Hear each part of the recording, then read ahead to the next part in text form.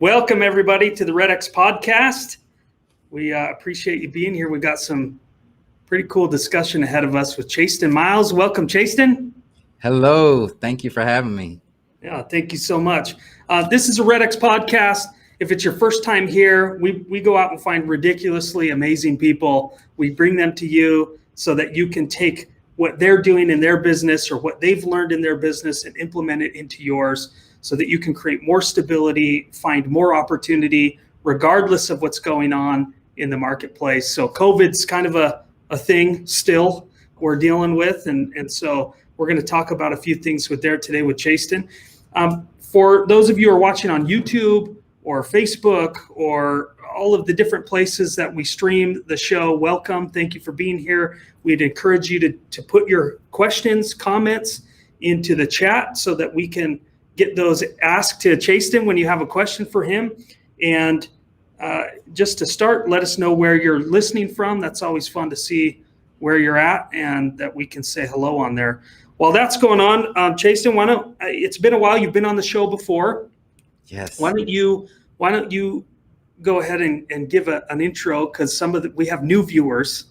And so why don't you tell us a little bit about you and your background and what's going on there?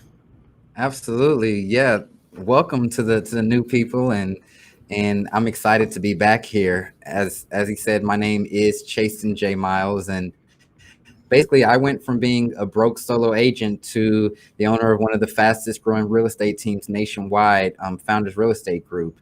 And so we are all across the country. I have definitely had my share of struggles in the real estate business. I've come a long way, especially for someone who just started a real estate career just out of nowhere. You know, I didn't really grow up with a passion to become a real estate agent, but had some moments in the business, and I was like, I got to stick with this. I got to figure it out. I got to do what it takes. And here we are. I've been in the business a little over 8 years, actually probably closer to 9 years. And I'm just rocking and rolling, enjoying the journey, keeping it interesting. And it's definitely interesting these days. So, but it is interesting. Yeah. Well, thank you. 9 years. You went from broke solo agent. I like that title. A broke solo agent to the fastest building team. That's pretty amazing. Tell me about your team. Sure. So we are headquartered here in Dallas, Texas. And on this team here in Dallas, there are 12 sales agents and a handful of staff. So I think total there's around 17 of us.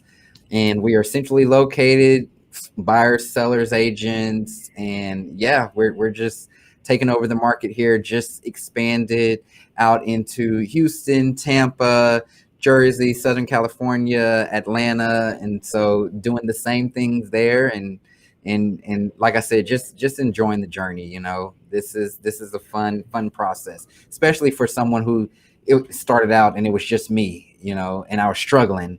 When I say broke, I mean broke. So, you know, it's cool to see where things are at today. And so what I try to do with not only agents on my team, but just with anybody who's connected to me, whether it's through YouTube or through my book or coaching or anything like that, is to set you up on that path to really building something larger, you know. And I didn't know how just limitless this career was with real estate. I thought it was just something that you started out and you did it for 50 years and, you know, hopefully saved enough money to retire. But, you know, I just got bored one day and I was like, I have to keep this interesting or I'm going to want to try something else now, you know.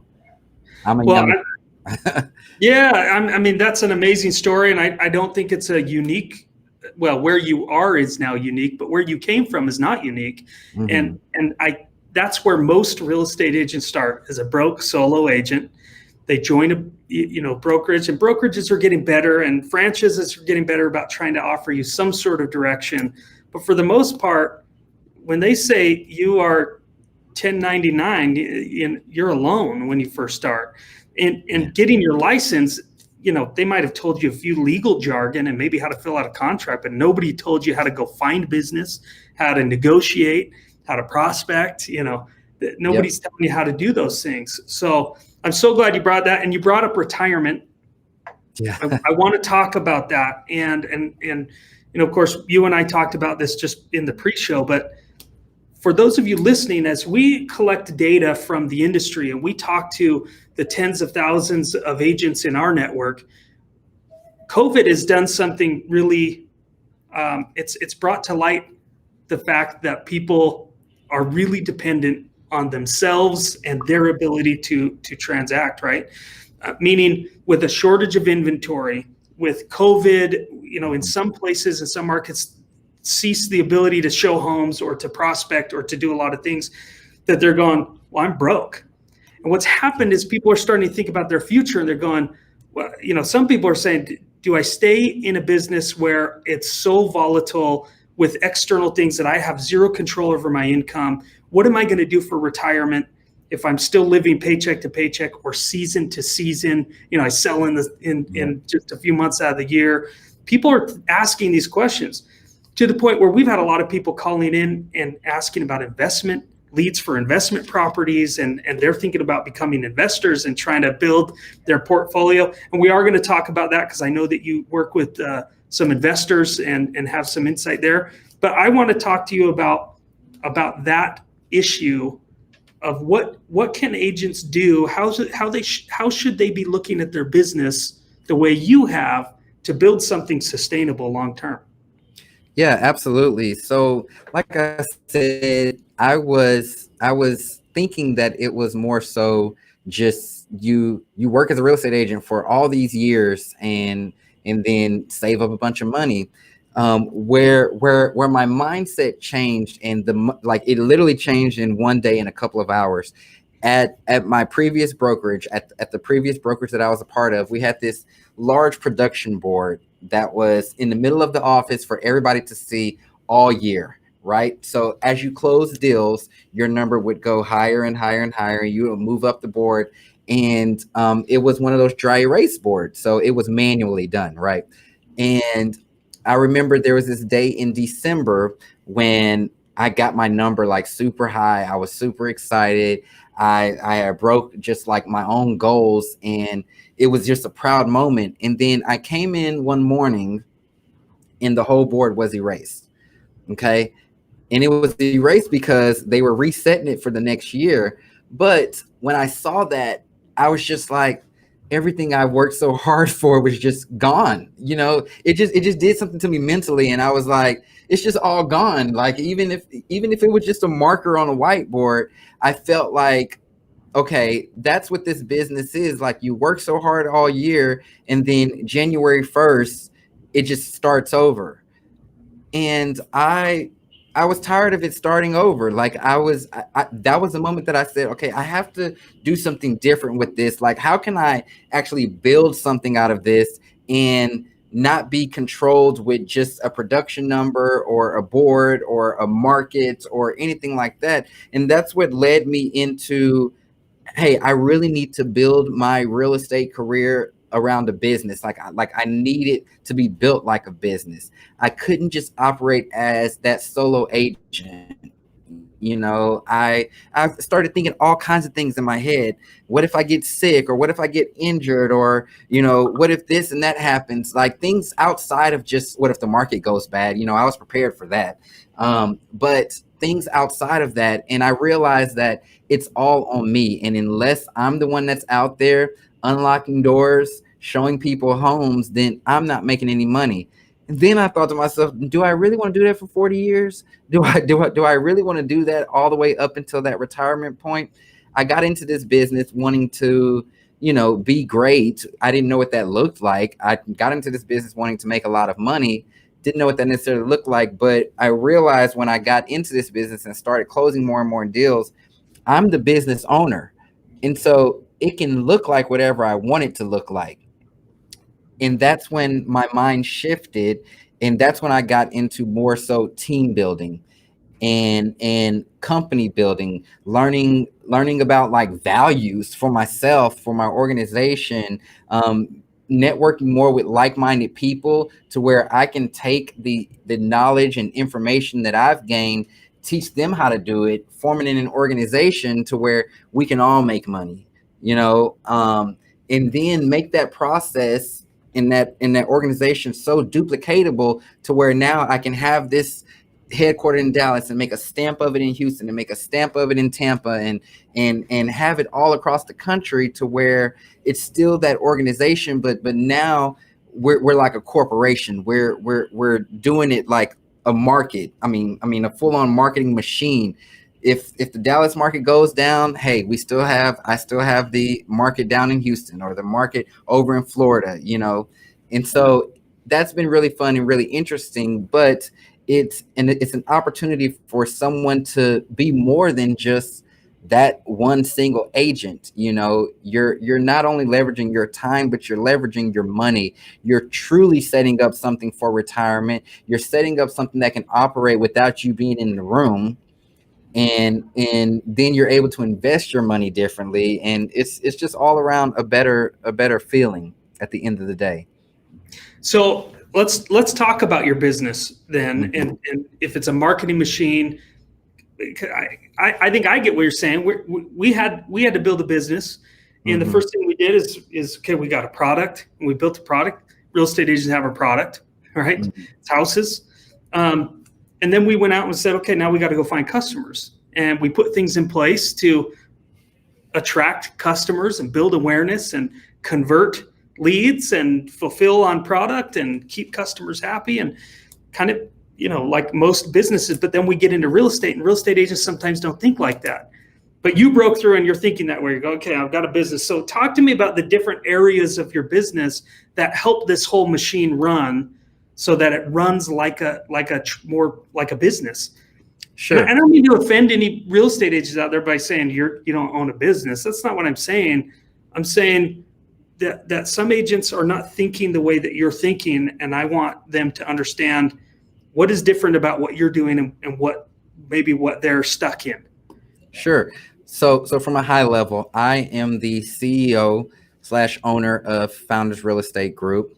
We belong to EXP, and then directly under me are my directors or managers. So I have a sales manager, right? He manages all of these sales agents, and when we break those sales agents down, we have buyers agents and listing agents. Okay, those are two separate agents. They do two separate things day to day. We're all focused on closing deals. It's the director of sales responsibility to make sure that people are trained the right way, to make sure that we are selling as effectively and efficiently as possible.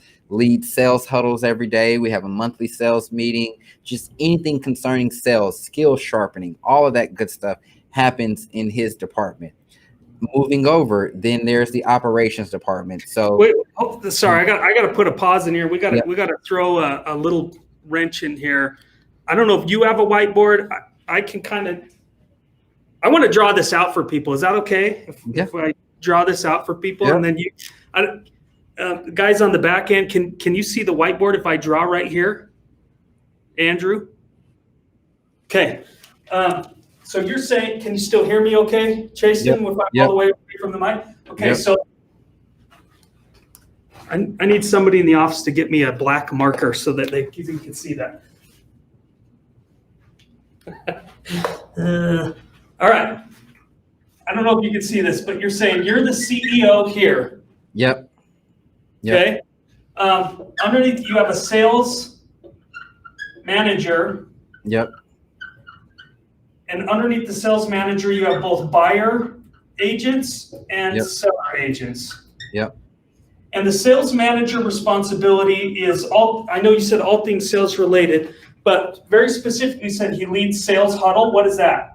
So sales huddles happen every morning for 15 minutes. So it is going over where our current numbers are, what may have happened overnight, if anybody has any deals blowing up, want to know how to do something, any initiatives or focuses of the day. So every day we have something called Power Hour, right? Where for 2 hours straight, everybody in the office is calling.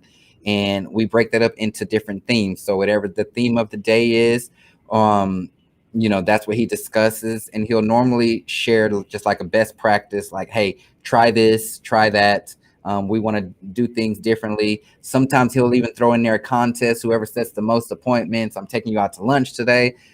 So it's just 15 minutes long, but it's at the start of the day. So it's at 9:47 every single day. And then that leads into why 9:47? What's the so teaching on punctuality with that. So everybody knows be in the office exactly at 9:47, ready to go. It's just that random time that I decided I didn't want like 9:50 or 9:45 something. No, it's 9:47, and that's what time everything starts. Okay. So but it teaches to pay attention to those things and to be punctual and to get into that routine. And is that for everybody? It sounds like Huddle is very seller agent specific, or is it your whole team? Everybody at the same time? It's just for the sales agents. Okay. Yeah. Okay. So that's I love Power Hour. That's pretty awesome. 2 hours a day, which goes to Mike Smith was asking a question. Do you still prospect expireds?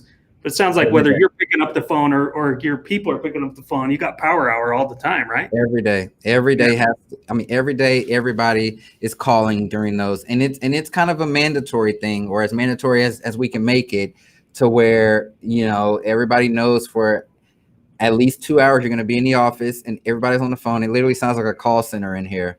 And people are cheering when they get something, and then you can tell the excitement in everybody's voices when somebody gets something. But it creates this momentum and this motivating momentum, especially when you're sitting across from somebody and you can hear their conversations and they're just lining stuff up for their afternoon.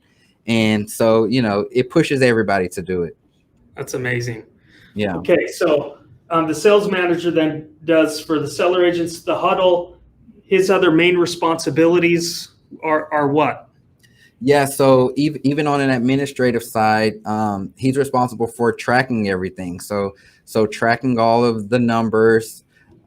He's responsible for coaching. If there's an agent who is not making progress or may need some help in some areas, then he has to identify that based on the data and coach them, help them get to that certain place. He's also responsible for the hiring and firing of sales agents. So if new agents want to come on the team or interview, he's the one that interviews them through the first 2 interviews. I take the last one. Or if there's an agent that's not performing, he'll put them on an improvement plan, or eventually have to recommend that they look for other opportunities outside of the team. So well, I hope people are, a lot of real estate agents have come from another industry or another career, or they have experience. I hope that they're paying attention, that when you say, no, I'm going to run it like a real business, you're speaking a language that we talk about. The leadership gets in the room, the leaders in our company, that's what they're responsible for, and they're held accountable to those things. And when you say a performance improvement plan, if somebody's underperforming, they're put on a plan, or they don't have a spot on the team. I think, not that we don't do everything to keep them, but I hope people are paying attention and going, oh, he really does run this like a business. Yeah, and just for added incentive, or just to wrap your head around why it's so important for him to do that, is because his paycheck is linked directly to the production. And so when the production is higher, his paycheck is higher. So that's even more incentive to make sure that the team is performing a certain way, because that's where his compensation is linked to. And I love that, because inevitably that's a question that I hear a lot is, well, if you're building a team, how do you pay them? What do you pay them? What are the splits? Yeah. And I've heard you say before, well, you pay them whatever you want. You're the boss. Yeah. What do you want to pay them? Right. Yeah. So I think that's great. So who else is in your organization then? Okay. So moving on the other side, then there's the operations side. So on the other side, there is operations. So it starts with the operations manager, or you can call them just the office manager for short. So their title is director of operations, and they are responsible for all things office related and admin related. So I mean, they have a lot of jobs like communications to the agents, maintaining the office, decisions on things that could help us. So anything that needs to be purchased, or they also provide a ton of support for the agents. They screen all the calls that come into the office and handle them appropriately. I mean, they're kind of like the backbone of just the office running every day. So we get in a When lot. when you say supporting the agents, are they doing a lot of like somebody gets a contract? Are they helping with inputting into the MLS and helping with the marketing, supporting that way, or mostly just administrative support? No, more so administrative support, Okay. because we actually have other people in positions for those things that you just Okay. named. Okay. But administrative support, but at a higher level though. So you know, they don't have a ton of questions from agents, because a lot of times if it's contract related or deal related, they'll go to the sales manager. But if it's like a, you know, a suggestion for the office, or a training that we should have here, or, you know, just something along those lines, sponsorship opportunities or anything like that, they'll go to the office manager for. Our leaders, so sales manager, office manager, and then me, we meet weekly, and we have a lot of high level conversations on decisions that get made here in the office. So whether it's expansion, or if we're doing like a hiring freeze, or trainings, people who want to, vendors, partners who want to come in on stuff, like we keep very close contact. Yeah, like executive leadership for your Mm-hmm. business. Yep. Great. And then the office manager also supports me a lot. So for things that I need, even like calendar wise, screening calls, visitors, meetings, all that kind of stuff, they're tremendous. Podcasts you got to jump on. Yeah, all the yeah. So they support me a good amount. And then below them, there is the transaction coordinator. Okay. So that's on the admin side, and they're the ones that maintain all of the contract to close. So everything, once a listing gets signed or a buyer goes under contract, they're the ones that's doing all the paperwork, getting it uploaded in the correct place. Now, our transaction coordinator, she actually goes above and beyond. You know, just the typical transaction coordinator, because we bring all the communication to her once a deal goes into contract. So she's the one that's communicating with the client. If something needs to be signed, she's the one that's getting it to them, explaining to them what it is, getting the documents signed. She's the link between the title companies, the lenders, and the client, because our big focus is we want the agent to get back to selling. And you know, if the agent's having to worry about paperwork and this and that, and you know, it just gets messy. Right. And So the transaction coordinator reports directly to you then in the business org? no, she reports the director of directly ops. to, yep. Okay. Yeah, and actually kind of like directly to the she reports directly to the operations manager, but there is a lot of contact between her and the sales manager as well, you know, as price changes may happen or closing dates get moved. And I'll break down our like Mondays, the way our Mondays look here in just a second. But yeah, there's a lot of communication there. And then aside from her, also under operations is the marketing manager. So his name's Nico, director of marketing or marketing manager, whatever you want to call him.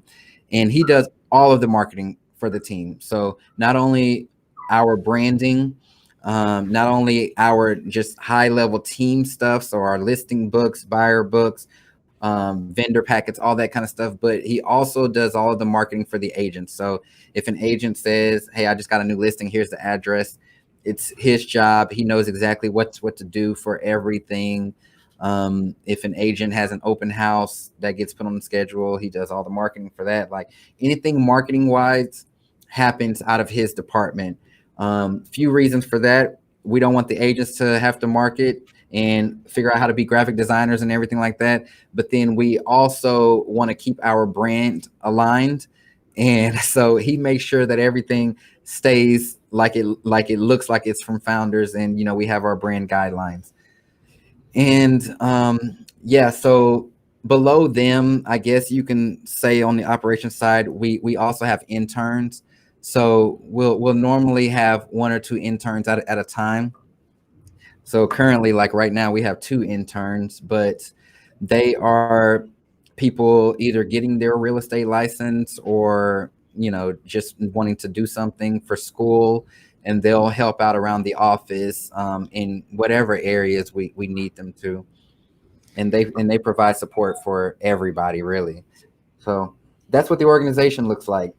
That's amazing. So we've got a couple of questions. We've got Haley who asks, how can I build a real estate team? Where do I start? And also Amanda, what advice would you give solo agents thinking about creating their own team in the future?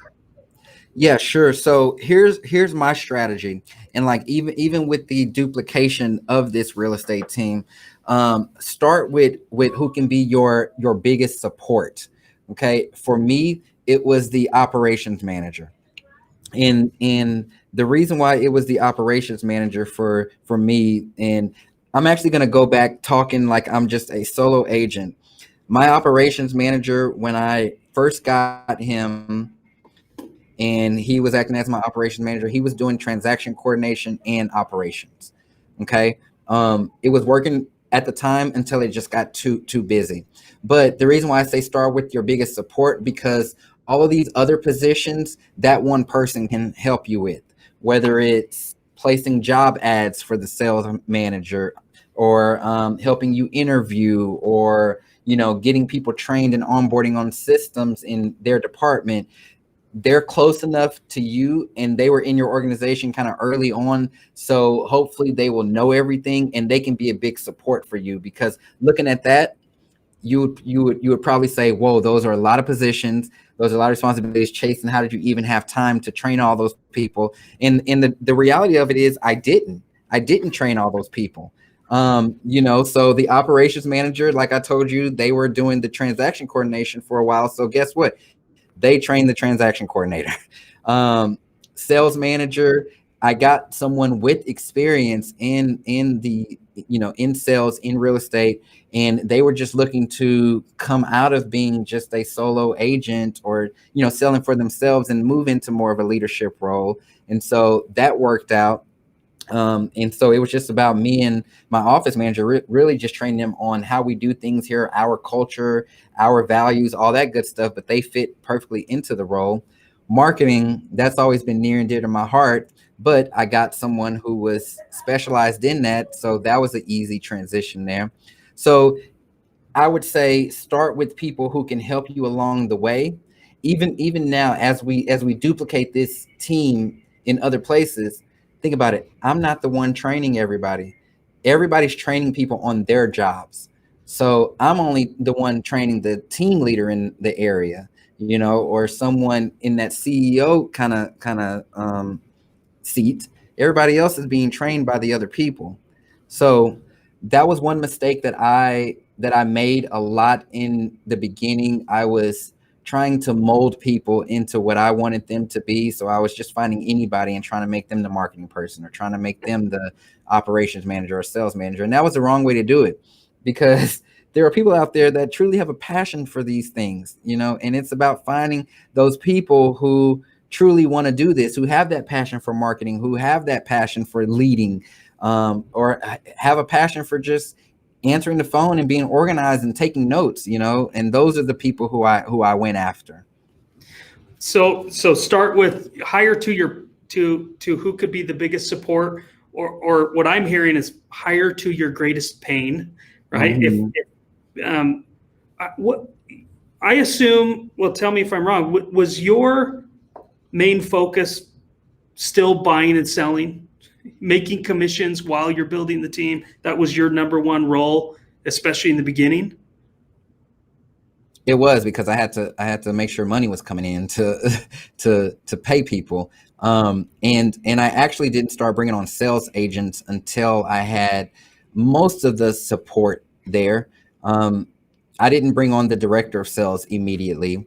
I brought them on once I had more sales agents than I could handle just by myself. But no, I had to keep money coming in. Now it did get to a point where I was able to step away more and actually build and work on the business. But I also just couldn't like turn off my real estate business. I was in production and I had clients and I had deals that I was working on. So it literally took me almost a year before I realized that, okay, I didn't have any more, I guess you could say, deals in the pipeline, because I had either referred them out. Well, I had referred them out and my plate was kind of completely clear, and I had branded the team more. I had announced to everybody, hey, I have a team. I have awesome agents. I had, so people weren't necessarily calling me, or if they were calling me, they were asking me who can help them, but they were calling now the office phone. And, things were getting funneled the way that they needed to. And it allowed me to step away. But it wasn't just like oh, no, I'm not selling anymore type of deal. It was a transition out of it. So we surprisingly see a lot of analyticals in real estate. And I just know people are watching this and they're thinking they have to have this perfect plan of an org chart, responsibilities, and metrics that they're going to do. I mean, did you have all of that planned out before you went? Or because I don't want people to overanalyze and then go, this isn't for me. I'm going to continue being a solo agent and not Nope. No, I didn't have it all planned out. And funny thing, like take the sales manager position, for example. I never knew what a sales manager was like prior to the year and a half ago. Like, I didn't really have that planned out. And I just always thought what he does would just be forever me. But then it was that moment again. It's like, okay, now am I gonna do this for 30 or 40 years? Or, like what's the next move up? Oh, how about I just bring somebody to do this training that I do every day, or to lead the team like I lead it every day. And so no, it wasn't planned out. But I am one of those people who I do believe in organization. I do believe in systems. I do believe in metrics and tracking. Did I have certain numbers that I needed to hit before? No, I didn't. I had more feelings than I did numbers. I was like, I feel like now is a good time. And to be honest with you, when I built this out and when I had these feelings was when my production was at its lowest, because I felt like I had the time to now actually sit down and dedicate it. Like when I was juggling 10 deals a month and trying to close, all these clients, I didn't have time to build out anything. I didn't have time to post a job ad or anything like that. But as I was, just moving through the market and the market would slow down a little bit, or I may have had a month where I only just did like 3 or 4 deals, okay, that's when the growth really happened for me.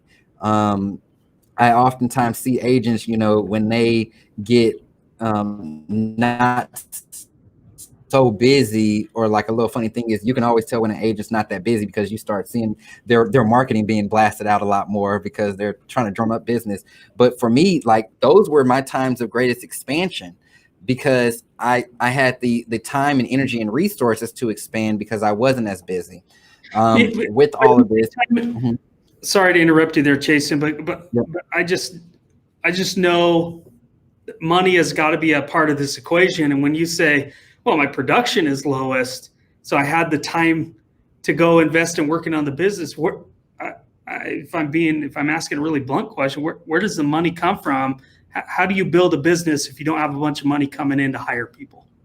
No, yeah. So that's going to go back to how you're paying people and what type of compensation structure that you have them on, because it's not impossible. And keep in mind, everyone, like I said, I went from broke solo agent, so the way that I thought about money, like every little cent and dollar counted. Take for instance, my first hire. I didn't have enough money to pay him on the, just like an hourly rate. But since it was just me and him and we were working solo together, I was paying him on every deal that I closed. So he was getting a percentage of that, whether he hopped in the car, showed anybody anything or anything like that. He's also licensed, so he was able to do his own deals, and I had him on a really good split with me. And so, that worked out in and of itself. My sales manager, I told you all, his commission, or like his paycheck, is based directly on the sales agent. So that's how he's paid. Transaction coordinators paid at closing for each transaction. They're not on an hourly or salary. Now, the only person that was more so like a salary type of position, but it was all, well, it's not even salary today, it's hourly, was the marketing person. Okay, so if you think about it, initial investment out of pocket was nothing. Like it wasn't anything, and even if it had to be something, like I'm that entrepreneur mindset to where I'm fine with being the last person paid or paid the least in order to build what I'm trying to build. And so I was cool with it. But how I started, like, nobody started on huge salaries or paychecks or anything. Like, my biggest thing wasn't to go out there and find people to kind of, well, I don't want to say work for free, but it was to find people who truly believed in the vision, who truly believed in where the company was going, the direction, who believed in me enough to say, hey, I'll work for free for this amount of time, or I'll work for free because I know that you're going to take really good care of me and I see where you're going. I get this question a lot from people, and they're like, how do you convince people? How do you convince people to work for you? How do you convince? And the thing is, I don't convince people, and I went for a while without people, and I had some people and I didn't have people after them, but it's more so if you have a business and your business is something that someone can believe in, they can enjoy being a part of this growth that you're doing, and they feel like at the end of the day, like, they're moving along this with you, like, that's the kind of person that you want, because those are the people that are going to truly be down for you in the good times and bad times.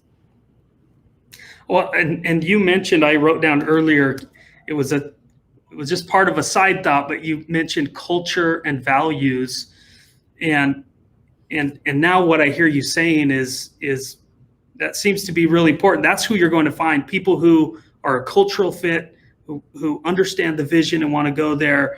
I would echo that, being at REDX for almost 15 years now, when there was just 9 of us to now, 120 of us in the building. You go, the people that you bring in on the vision, if they buy into the vision, yeah, it's not about convincing. It's not about paying them cheap. It's about we're building something together. And that is what culture ends up being.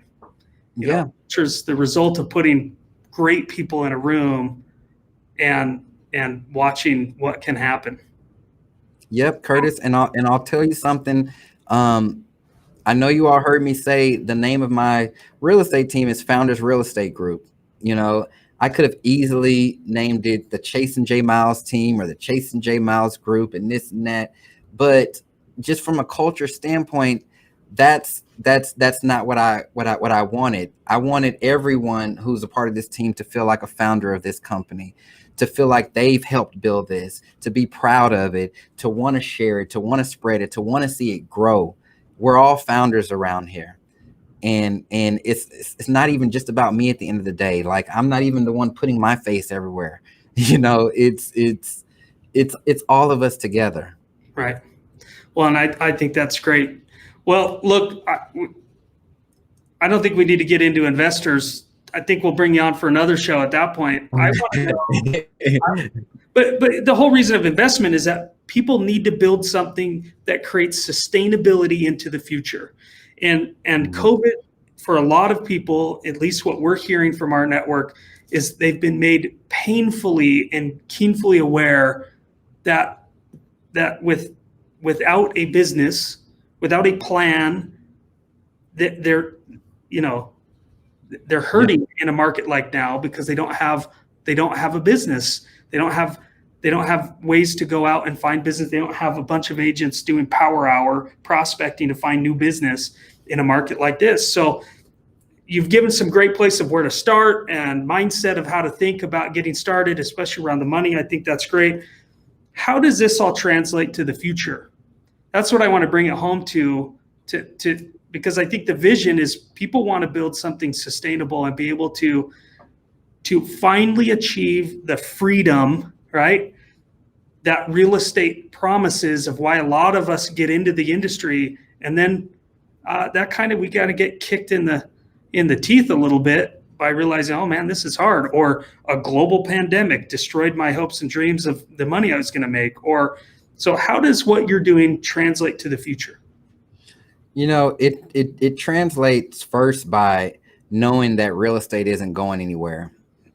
And it may not be the paychecks may not be as big as they were around this time last year, or, the market is different, or there's some new internet company. But at the end of the day, real estate is always gonna be here. And so, there's always gonna be people who wake up one morning passionate and want to start a real estate career. So the best way to keep this going into the future is to not make it all about you, but when you've gotten to that place where you are knowledgeable and you've become successful, whatever success looks like to you, now the next step that you need to do is start pouring into others.